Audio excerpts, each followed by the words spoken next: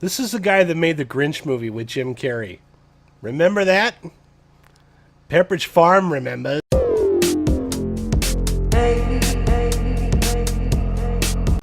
What is up, Raiders? It's Groovinator from RaidersOfLostFlix.com. I apologize for the background noise of my neighbor obnoxiously running his power washer. This has been going on for the better part of 8-9 hours at this point. Non-stop power washing all day long.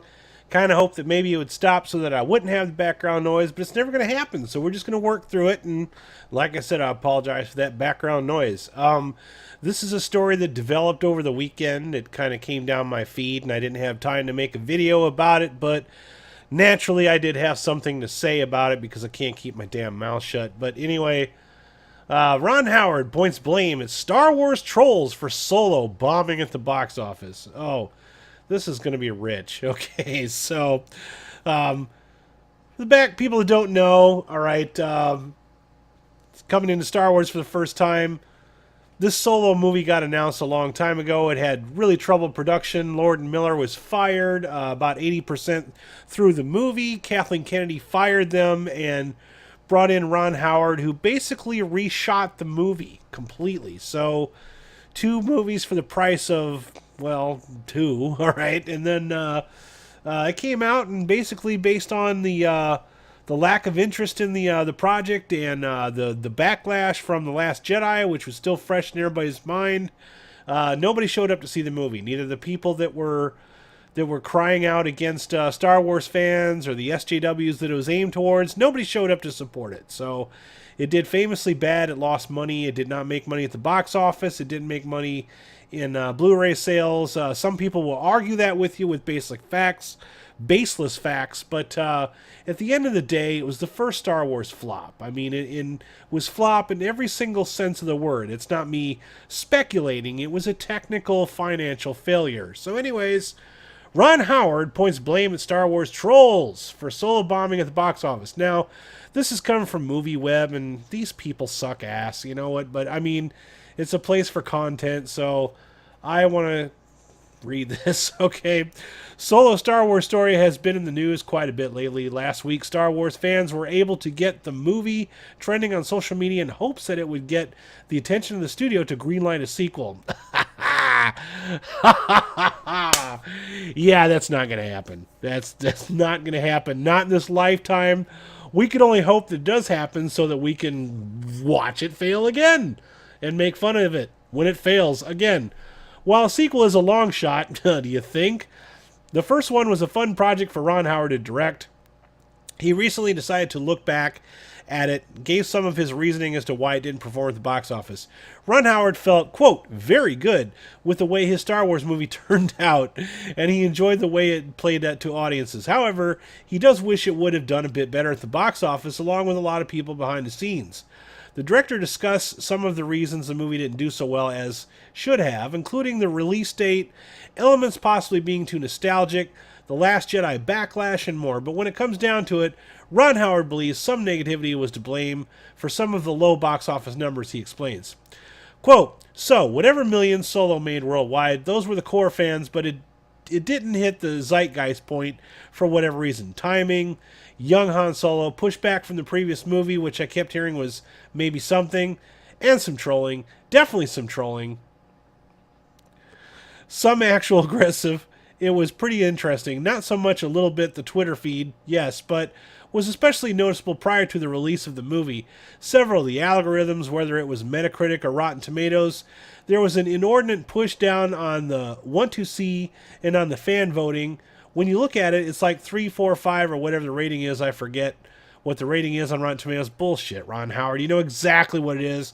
You're just playing it off like you're smug and this is all beneath you. All right, I don't believe this one bit. He knows exactly what those numbers were. All right, what the rating is on Rotten Tomatoes was a scale of 1 to 5 or 1 to 10, but pretty high, and then a series of zeros or fives or ones.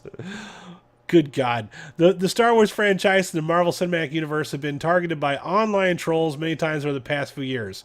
No, they have not. all right? They have not. We'll get to that, all right? Teams of people were going to popular review sites to fire off angry reviews before the movies were even released in theaters, which dropped their scores. Rotten Tomatoes has taken a new stance on trolling and have implemented some strategies to keep trolls from review bombing movies. Have you guys ever seen the movie 1984 or read the book? Okay. This whole trolls thing is the way in which you control your audiences. It's which you control the narrative. Any negative criticism whatsoever is trolls. It's the evil trolls. The evil trolls are ruining your movies, people. Watch out. There might be a troll right outside your window right now. Shit, you better... Fuck. There might be a troll. There might be a troll outside your window. You better check, all right? Just saying, all right? Ron Howard's given a pretty good bashing on social media by certain groups of Star Wars fans for his work on Solo after it hit theaters, but the director knew it was all part of a jumping on board the franchise and does not feel badly about the way everything went down. Howard went on to praise Alden Ehrenreich for his performance as young Han Solo. He had this to say. Under the circumstance, I didn't take it personally at all, but I felt badly, and I thought Alden did a really good job. A really great job. And incredibly talented young guy and dedicated guy. I had a blast with everybody. And look, a year later, it's kind of interesting. You wouldn't think you'd participate in a Star Wars project and have it be a cult movie, but I can already tell those who have affection for it are pretty adamant in their feelings, and that's nice. Solo has already been looked at in some more positive light since its released a year ago. Star Wars fans are starting to come around to it too. Even fans who were not into it at the time of its release. Does this mean Solo 2 is on the way? Probably not. God, this is shilling so bad. Especially when you have a contingent of YouTubers like Comic Artist Pro Secrets, Geeks and Gamers, and many others continuing to fill the pockets of fan base with old seawater. Really? Oh my God. This is so bad. Dragging them down every chance they get, continuing to shine a spotlight on less savory aspects of Lucasfilm, and they are currently doing this to the franchise. Lucasfilm and Disney are putting their focus on the rise of Skywalker, The Mandalorian, and a new trilogy at the moment, not to mention the recent launch of Star Wars Galaxy's Edge, which sucks, by the way.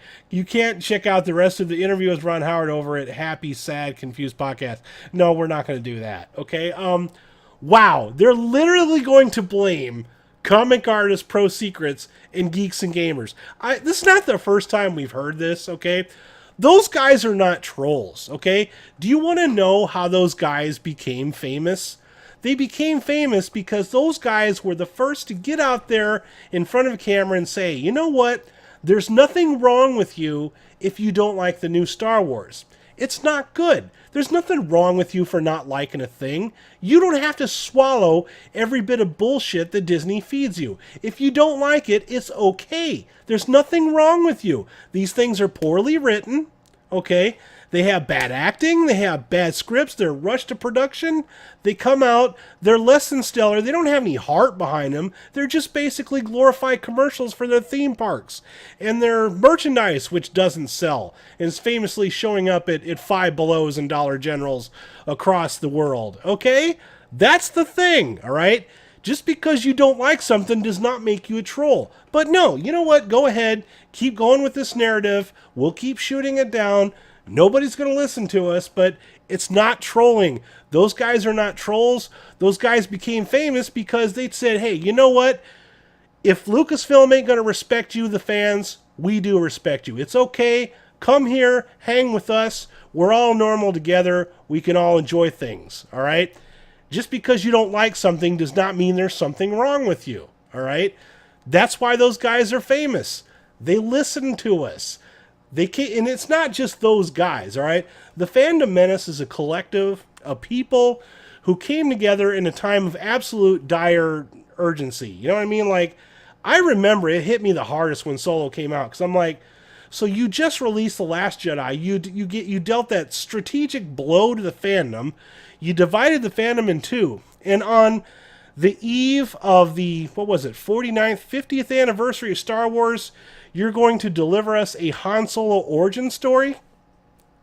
Who in the hell in their right mind wanted a movie about how Han Solo gets his blaster, how he gets his Millennium Falcon, and how he meets Chewie? Nobody wanted that. Nobody was asking for that. I don't know any single person that wanted that movie to be made. But for whatever reason, Lucasfilm had to make it. And it's also stuffed full of SJW politics. There's an actual social justice droid in the fucking movie. It's Phoebe Waller-Bridge. It's Fleabag, who's famous for being an SJW, okay? Her character is comical. Nobody knows if that was intentional or not. Maybe Lord Miller made it intentional. But we don't want that kind of soy-based entertainment. What they did is they took nuggets of things that they liked from all of the Star Wars movies and books and novels and video games that they liked, replaced our favorite characters with these watered-down soy-based characters that don't have any kind of development whatsoever. And then when we don't like it, we're called out for politics. Well, you don't like it because it's boring. The real reason you don't like it is because you don't like strong women. You don't like this particular politic. You don't like it because you don't like change or any of that kind of stuff. Your money's no good here. This is not made for you. Even though you supported it for your entire life, we don't want your money. We want these young people who don't have money's money. Does that make sense to you? Doesn't make sense to us either. So when we say something about it on social media or in a YouTube video like this one, we are called trolls. I'm going to leave a link to my description of what trolls really are in below this description of this video. But anyways, Ron Howard's an idiot. You're a jerk, all right, just for saying this alone.